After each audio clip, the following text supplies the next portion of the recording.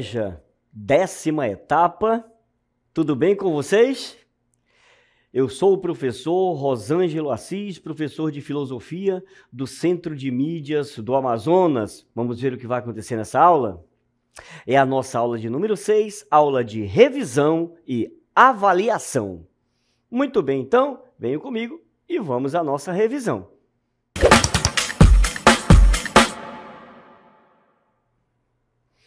Muito bem, pessoal, então vamos conversar um pouquinho aqui sobre 3 temas fundamentais e importantes da filosofia, e não só do processo de toda a filosofia, de todo filosofar, mas que fazem parte também da nossa contemporaneidade, do nosso mundo hoje. São reflexões que nos convidam, né, a pensar, a questionar e a buscar um maior entendimento, não só sobre o nosso eu, a nossa existência, mas sobre o mundo que nos rodeia. Vamos lá, nós vamos começar então trabalhando um pouco esse contexto histórico aí, tá? Essa transição do pensamento, né, mítico para o filosófico lá na Grécia Antiga, tá bom?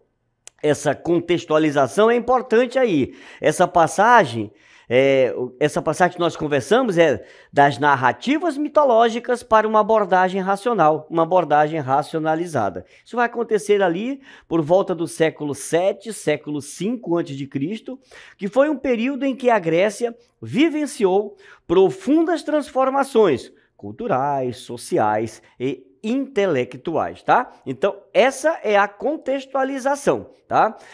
Fatores como, por exemplo, o aumento do comércio, a colonização, a invenção da escrita, o desenvolvimento de uma cultura mais racionalizada, tudo isso foi importante para que os primeiros filósofos, que são chamados de pré-socráticos, acabaram indo ali buscar explicações naturais para os fenômenos observados e acabaram se afastando dessas narrativas mitológicas aí, tá bom? Então esse é um primeiro passo. O nosso primeiro momento foi esse aí, houve uma transição, tá?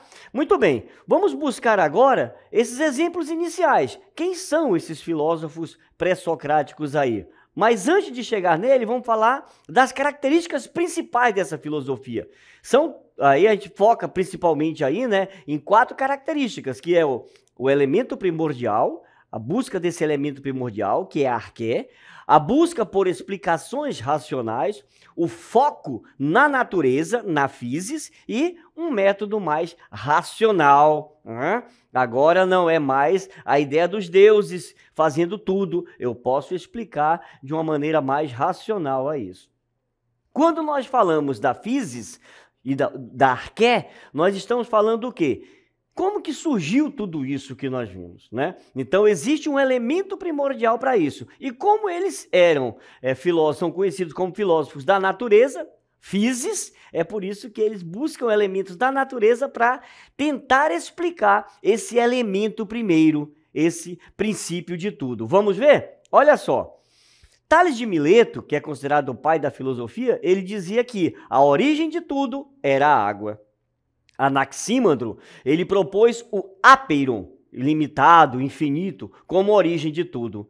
Anaxímenes sugeriu que o ar, pneuma, era a substância primordial. Heráclito enfatizou a mudança constante e o fogo como símbolo da transformação. Tudo flui, o pantarei do grego, tá certo? Parmênides, ele defendia a ideia de que a realidade é única, imutável e eterna. Gravem bem essa ideia de Parmênides aí, que daqui a pouco a gente vai falar um pouco mais sobre ele. Empédocles, ele propôs os 4 elementos: terra, água, ar, fogo, são constituintes do mundo. Anaxágoras introduziu a noção de nous, que é a mente, o intelecto, como o princípio ordenador do universo, e Demócrito desenvolveu a teoria atômica. Tudo é formado por átomos, tá bom? Dentre esses todos aí, a gente vai focar um pouquinho mais em Parmênides. Vamos ver? Olha só. Parmênides dizia que o ser é uno, eterno, imutável, completo. É uma realidade, é uma única realidade. tá? Ele é eterno, ele é indivisível, ele é imutável, não muda nunca. Tudo que percebemos através dos sentidos, como a mudança e a passagem do tempo, são ilusões ou opiniões humanas. Perfeito? Dentro desse sentido, Parmênides fala para nós que o não ser é um absurdo, porque ele rejeitava a ideia de não ser ou nada, argumentando que não se pode pensar ou falar sobre algo que não se existe. Se não existe, eu não posso falar. Então, essa ideia do não ser é absurdo aí. Se algo não é, não pode ser objeto do pensamento ou do conhecimento. Tá claro isso daí? E a partir daí ele traz algumas, né, implicações e algumas vias de conhecimento. As implicações chega para nós é o seguinte: o mundo sensível, ele é ilusório, ele é mutável. Porque o verdadeiro conhecimento é o do ser, que é imutável. E as vias de conhecimento para isso, Parmênides diz que são duas: a via da verdade e a via da opinião. A via da verdade é aquela que leva ao conhecimento do ser, através da razão e da lógica. A via da opinião se baseia nas ilusões sensoriais. Beleza, então, pessoal? Conseguiram acompanhar um pouquinho essa ideia aí? Gravem bem, né? Foquem bem nesse pensamento de Parmênides ali. O ser é imutável, ele é indivisível, né? Ele é absoluto. Essa é a ideia. O ser é. O não ser não existe, porque não pode, né? Então, é esse sentido aí, tá? Tudo que os nossos sentidos nos mostram é ilusão. O que acontece de verdade é a ideia do ser, tá bom? Partimos agora para Platão. Platão, ele traz a teoria das ideias, né? E a busca constante pela sabedoria. Foi discípulo de Sócrates, viveu na Grécia, ali por volta do século IV a.C., e a sua filosofia ela é marcada pela essa busca incessante da verdade e da sabedoria, que ele acreditava estarem em um mundo além da nossa realidade sensível, que era o mundo das ideias ou das formas. Ou seja, tudo que vemos e experimentamos aqui é apenas uma cópia imperfeita de modelos perfeitos e eternos que existem aonde? Nesse outro mundo. E aí Platão, ele vai trazer para nós assim 4 elementos fundamentais da sua filosofia, né? São 4 elementos, ele vai lá beber na fonte, que é Sócrates, e ele trabalha também esses elementos ali. O primeiro elemento é a virtude. A virtude, para Platão, ela é a excelência da alma. Tá? Ela não é só uma qualidade moral, mas ela é a excelência da alma. Então, Platão fala, né, faz um comparativo aí. Assim como um bom artesão busca a excelência em seu ofício, o ser humano deve buscar o quê? A excelência em sua própria alma. Então, Platão ele acreditava, né, que a alma humana ela é dividida em 3 partes. A parte racional, que tem como virtude a sabedoria, a parte irascível, que tem como virtude a coragem, e a parte apetitiva, que tem como virtude a temperança e a moderação. E aí ele dizia que quando essas 3 partes da alma estão em harmonia, guiadas pela razão, o indivíduo alcança a virtude plena.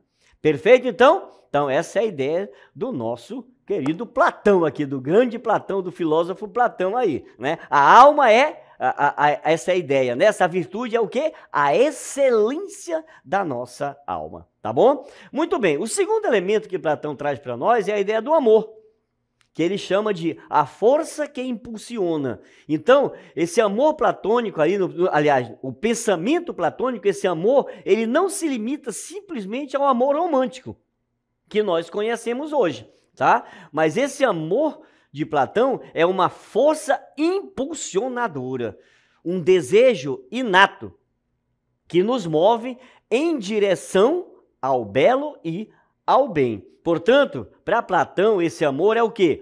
Um caminho, tá? Para a ascensão do conhecimento e para a contemplação da ideia. Perfeito? Então, Platão traz até para nós um caminho, né, para mostrar como esse amor ele vai evoluindo em nós mesmos. Sai daquela ideia simplesmente do que eu vejo, do belo, a ideia, vejo, né, a beleza dos corpos, por exemplo, né, e vai até o ápice do amor, que é a ideia da sabedoria plena, né? O amor pelo conhecimento. Então, seria esse processo aí, tá? Então, isso é muito importante dentro desse pensamento do Platão, tá bom? Um terceiro elemento é a coragem. A coragem, para Platão, é a virtude do espírito guerreiro. Ou seja, ela não é apenas a ausência de medo, mas sim a capacidade de manter a opinião correta, olha só, isso é importante, manter a opinião correta sobre o que se deve temer e o que não se deve temer, mesmo diante dos perigos, mesmo diante das dificuldades. Perfeito? Então, é inteligência nesse sentido aí. Então, a coragem, Platão vai dizer para nós, ela é o quê? É a bravura guiada pela razão, não pela impetuosidade cega. Olha só, é a bravura guiada pela razão e não pela impetuosidade cega, né? Eu tenho que ser inteligente para ter essa coragem também. É importante isso, tá? E a justiça. Platão traz para nós essa ideia de justiça também, que na sua concepção é a harmonia perfeita. Ou seja, para Platão, a justiça ela é a virtude suprema, o objetivo final de uma vida virtuosa e de uma sociedade bem ordenada. É a questão da justiça. Então, ela é o quê? A harmonia que surge quando cada parte da alma, cada parte da sociedade cumpre sua função específica de forma excelente e equilibrada. Quando cada classe cumpre a sua função sem interferir nas outras, e os governantes filósofos que possuem a sabedoria guiam a cidade, então a justiça ela vai ser estabelecida. Então, da mesma forma, né, no indivíduo, a justiça ocorre quando o quê? Quando a razão governa as paixões e os impulsos, resultando o quê? Em uma equilibrada harmonia. A minha razão governa as minhas paixões, governa os meus impulsos, eu tenho esse equilíbrio, eu tenho essa harmonia. Perfeito, então, olha só. Nós já fizemos uma caminhada bem legal aí nessa nossa aula, né? E agora a gente vai trabalhar o quê? A gente vai trabalhar os paradigmas que ainda hoje fazem parte da nossa sociedade, que é o paradigma teocêntrico e antropocêntrico, né? Então, nós vamos trabalhar esses dois paradigmas aqui. A gente vai começar contextualizando historicamente esses paradigmas aí. A gente sabe que a história da filosofia e da cultura ocidental, ela é marcada pela alternância entre esses dois paradigmas centrais, o teocentrismo e o antropocentrismo, tá?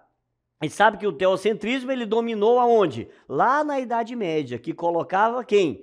Deus no centro de todas as coisas. Como a Igreja Católica, que comandava nesse período aí, ela exerce grande influência sobre a sociedade e a cultura, tá bom? No antropocentrismo, que vai emergir ali no período do Renascimento, mais precisamente naquilo que nós chamamos de Idade Moderna, vai se deslocar, né? Deslocou o foco para quem? Para o ser humano, valorizando a razão, a ciência e a capacidade humana de conhecer e transformar o mundo. Perfeito, então? Então a gente vê aí, né? Um mais focado ali na Idade Média, o outro mais focado no período do Renascimento, né? Na Idade Moderna, tá bom?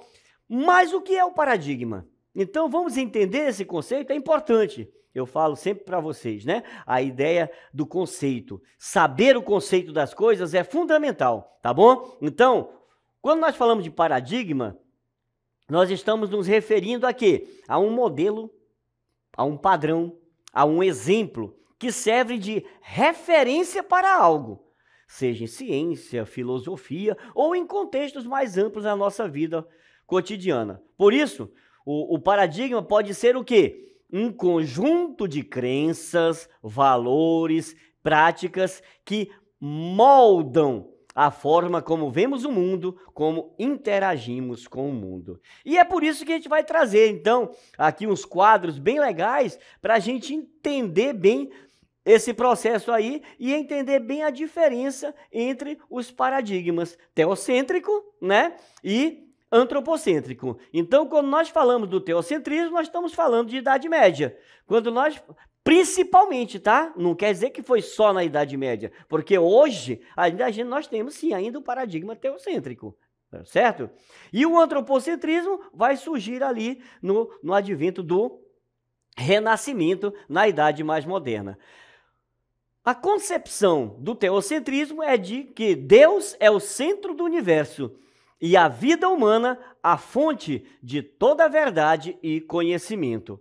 A concepção do antropocentrismo é de que o ser humano passa a ser visto como o centro do universo, capaz de razão, criatividade e transformação do mundo. Na visão de homem, o teocentrismo diz que o ser humano é visto como uma criatura imperfeita, dependente de Deus e com uma natureza inclinada ao pecado. Quando nós falamos do antropocentrismo, a visão de homem diz assim, que o homem é capaz de conhecimento, de desenvolvimento científico e de transformar a natureza. Perfeito, então?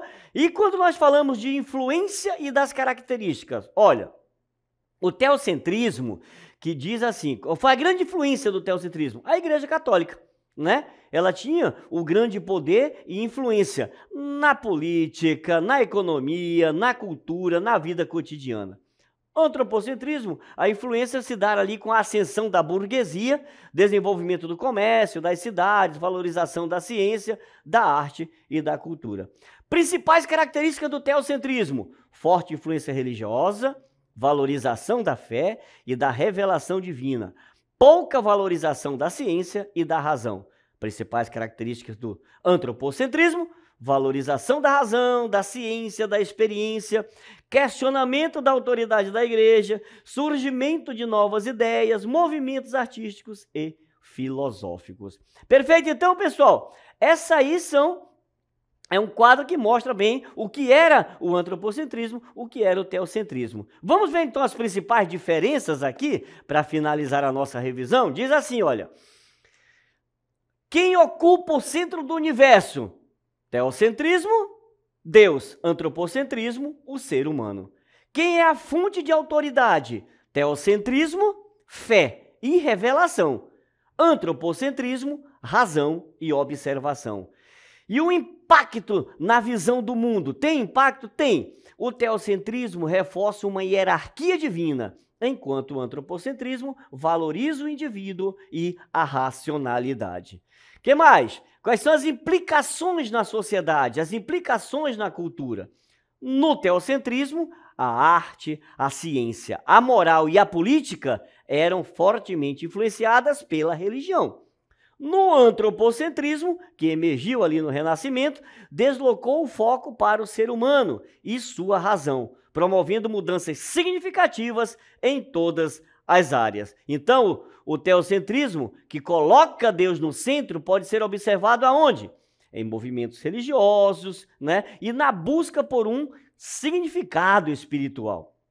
Enquanto que o antropocentrismo, que prioriza o ser humano, reflete-se na valorização da razão, da ciência e do individualismo. E é possível encontrar um equilíbrio entre fé e razão? Sim, é possível encontrar equilíbrio entre fé e a razão, entre a transcendência e a imanência, entre a valorização de Deus e a valorização do ser humano. Perfeito, então, pessoal, trabalhamos aqui, né, 3 assuntos importantes na filosofia, né? 3 assuntos fundamentais para o nosso mundo contemporâneo, porque veio lá da Grécia Antiga, os assuntos começam ali, mas ainda hoje eles estão presentes, né, na nossa vida e continuam nos levando a grandes discussões e a grandes reflexões. Perfeito, então? Tchau, pessoal. Até a próxima.